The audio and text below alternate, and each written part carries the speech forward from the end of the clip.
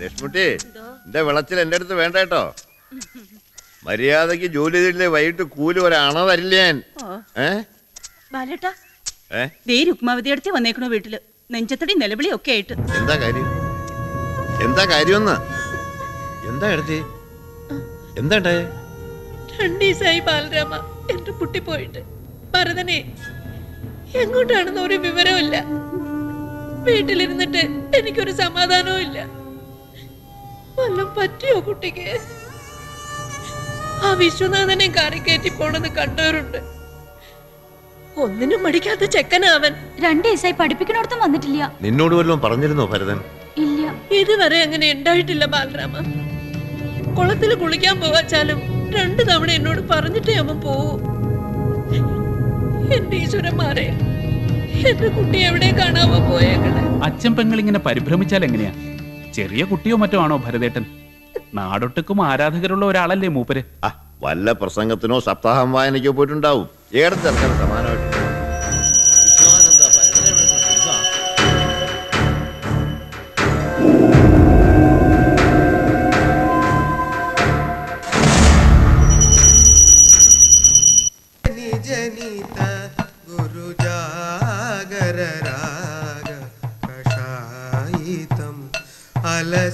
അലസനിമേഷം വഹസിനയനം അനുരാഗമിവ സ്ഫുടം.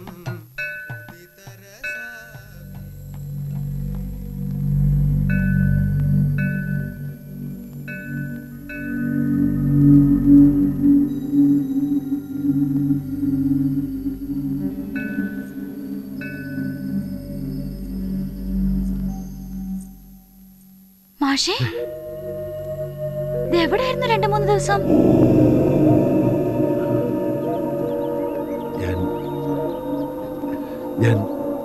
വല്ലാണ്ടായിരിക്കണല്ലോ എന്റെ മാഷ. എന്താ പ്രശ്നം? ഒന്നുമില്ല. കുറച്ച് ദിവസമായി ഞാൻ ശ്രദ്ധിക്കണു. എന്തോ പ്രശ്നമുണ്ട് എന്റെ മാഷിന്. എന്താ തുറന്നു പറയുന്നോട്. ഒരു പ്രശ്നമില്ല. ഞാൻ കീഴ്പള്ളി വരെ ഒന്ന് പോയിരുന്നു. നമ്മുടെ നാരായണൻ നമ്പീശനെ.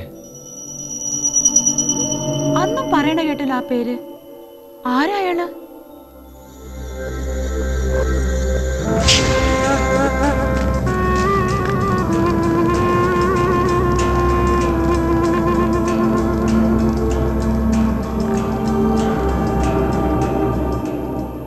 കാലും മുഖവും കഴുകിയിട്ട് ഒന്ന് തൊഴുതുവാ. ഞാനിവിടെ കാത്തിരിക്കാം. ഒന്ന് ചെല്ലെന്റെ ശാരടി. ദേഹം ആശാനം തണുക്കണു. വെള്ളം തൊടാൻ വയ്യ. ആകെപ്പാടെ ഒരു പുറത്ത് നിന്ന് തൊഴുതോളാം ഞാൻ.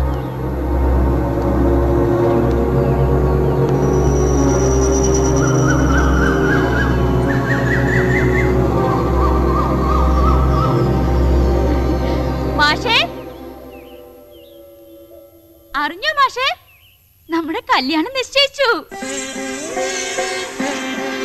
ഇന്നലെ അച്ഛൻ പെങ്ങള് വന്ന് അങ്ങോട്ട് തീരുമാനിക്കായിരുന്നു.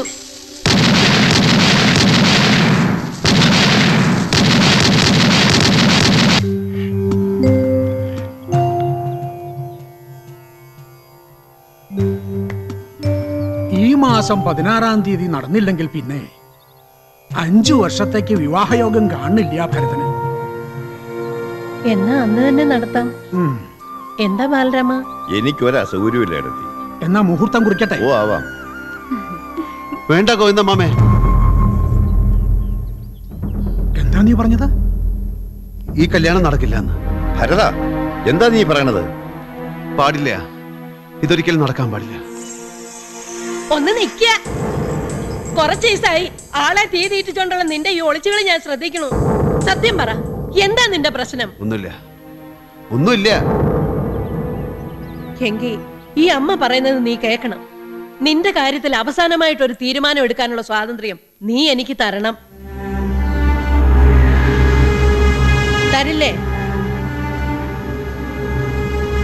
നീ തീയതി കുറിക്കുകയെന്ന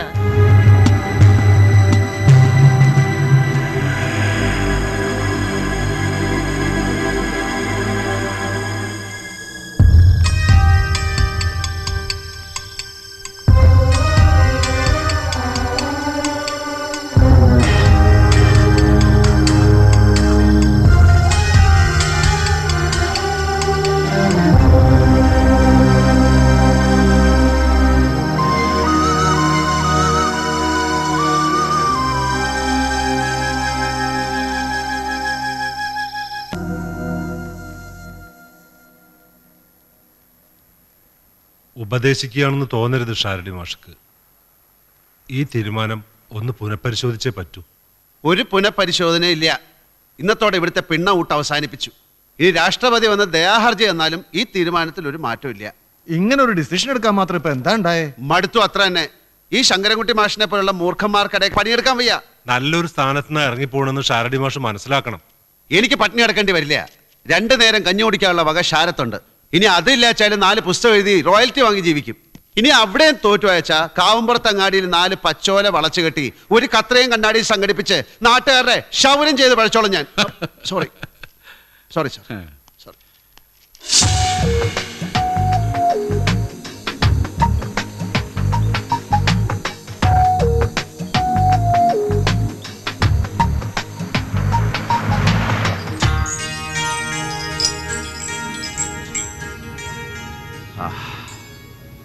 അങ്ങനെ ഒരുപാട് കാലത്തെ ഔദ്യോഗിക ജീവിതം ഇന്നോടെ സ്വാഹ. മീര,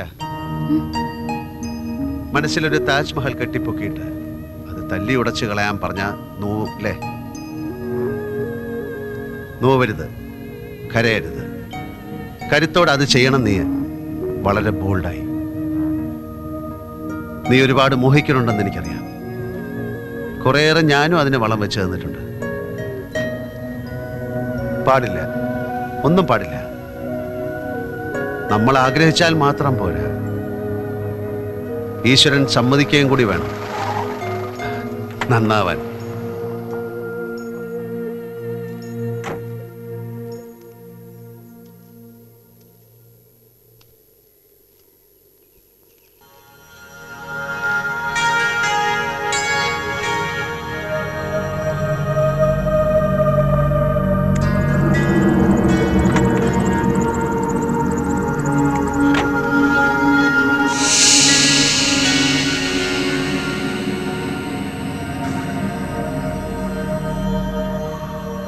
ഇത് കഞ്ചാവാ, നല്ല അസല് കഞ്ചാവ്. 2 പുകയെടുത്ത മനസ്സൊന്ന് ശാന്താവും. വേണോ നിനക്കൊരു പുക? എന്താ എന്താ മാഷി ഇതിന്റെയൊക്കെ അർത്ഥം അറിയണം എനിക്ക്. നോ, ഒന്നും അറിയരുത്. ആരും ഒന്നും. അറിവാണ് മനുഷ്യന് ആധി ഉണ്ടാക്കുന്നത്. കണ്ടിട്ടില്ലേ നീ ഈ തെരുവിലെ കടലാസും കുപ്പിച്ചില്ലും പിറക്കി നടക്കണ ചില മനുഷ്യരെ? അവർക്കറിയോ ലോകമഹായുദ്ധത്തെ പറ്റി, സ്വാതന്ത്ര്യ സമരത്തെ പറ്റി, വേദവ്യാസനെയും ത്യാഗരാജ സ്വാമികളെയും പറ്റി. സോറി, കഞ്ചാവിന്റെ പിടുത്തം മുറുകാൻ തുടങ്ങിയിട്ടുണ്ട് ബ്രെയിനിൽ. Sorry Meera, I am really sorry. എവിടുന്ന് കിട്ടി ഈ വിഷം വലിച്ചു കയറ്റാൻ? ആ നമ്പീശൻ തന്ന കീഴ്പള്ളി നാരായണൻ നമ്പീശൻ. ആരാ തെണ്ടി? കുറെ കാലായി കേൾക്കണു ഞാൻ.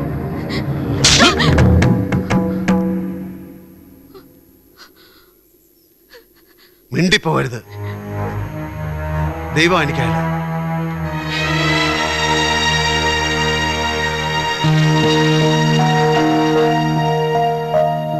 ചെല്ലുമോളെ, അവിടെ ബാലരാമൻ നിന്നെ കാണാതെ.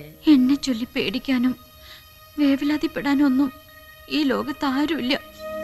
ഞാൻ ഒറ്റയ്ക്ക. ഈ ലോകത്ത് ഞാൻ ഒറ്റയ്ക്കായിപ്പോയി എന്റെ അച്ഛൻ പെങ്ങളെ. ദേ, വേണ്ടാതീനം പറഞ്ഞാലുണ്ടല്ലോ അടിച്ച് നിന്റെ അണപ്പല്ലെടുക്കും ഞാൻ. ആർക്കാടി നിന്നോട് ഇവിടെ ഇഷ്ടമല്ലാത്തത്? ആർക്കാ? എന്റെ മാഷ്. അറിയില്ലേ കുട്ടിയെ നിനക്ക് അവന്റെ സ്വഭാവം? നാഴികയ്ക്ക് 40 വട്ടം 40 സ്വഭാവ. അങ്ങനെ തന്നെയായിരുന്നു ഇവിടെ നിന്റെ അച്ചാച്ചനും. അവൻ വരട്ടെ, എന്താ ഉണ്ടായെന്ന് ചോദിക്കുന്നുണ്ട് ഞാൻ. ആരും ഒന്നും ചോദിച്ച് ഒരു പ്രശ്നം ഉണ്ടാക്കണ്ട. എന്നെ എല്ലാരും വെറുതെ വിട്ടേക്ക്. മരിക്കാൻ പോവാ ഞാൻ. ഏതെങ്കിലും മാവും കൊമ്പത്ത് കയറി കെട്ടി തൂങ്ങി നോക്കിക്കോ അച്ഛൻ പെങ്ങള്. ബാമേ, നല്ല ഉറപ്പുള്ള കുറച്ച് കയറി ഇങ്ങോട്ട് എടുത്തോളൂ. ഈ കുട്ടി തൂങ്ങി മരിക്കാൻ പോവാണത്രേ. നല്ല ഉറപ്പ് വേണേ. പൊരിച്ചാക്ക് പോലത്തെ പെണ്ണ. ഒന്ന് പതുക്കെ പറയുന്നുണ്ട് അച്ഛൻ പെങ്ങള്. ആരെങ്കിലും കേട്ടാ? ഓ, നാളെ നീ മാവിന്റെ കൊമ്പത്ത് തൂങ്ങി നിക്കണത് ആരെങ്കിലും കണ്ടാലോ? വലിയ ചന്ത ഉണ്ടാവുന്ന വിചാരം. കുട്ടിയെ ഒന്ന് അടങ്ങിയിരിക്കേ. കാര്യമൊക്കെ ഞാൻ വിചാരിച്ച മട്ടി നടത്തി തരാം. അവനിങ്ങി വരട്ടെ.